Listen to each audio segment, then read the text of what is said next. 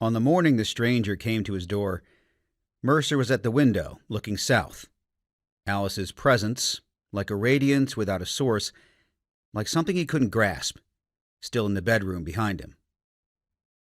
He wasn't seeing the bleak landscape, though.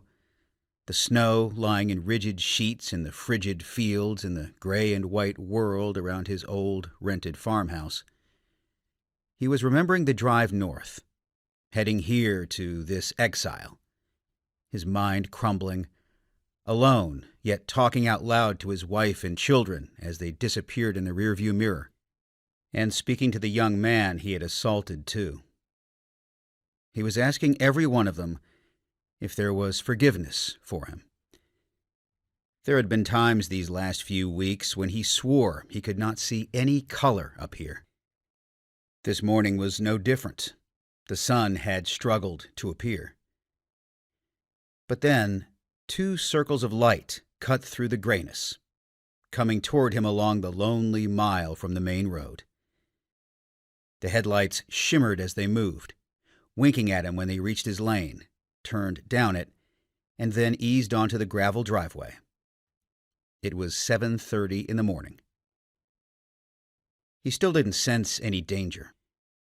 He didn't think of the Glock 38 he used to keep in his shoulder holster, turned in that last day in New York. He watched the car, just one person in it, approaching him in the middle of nowhere. His thoughts were still with Christine and their kids, and with his victim, whose scream still woke him up at night. He had not written anything in his journal for days. He needed to do that. It would help him come to grips with things. Someone had suggested that. Just write it out. What he had written, though, seemed like stories, not reality. He had no idea that morning, in this quiet and monochromatic place, that another story, full of color and pain, was coming his way. The stranger in the car was bringing it to him. He moved to the window that looked out toward the barn and driveway, once the vehicle had come to a halt. He watched closely. He was trained for this.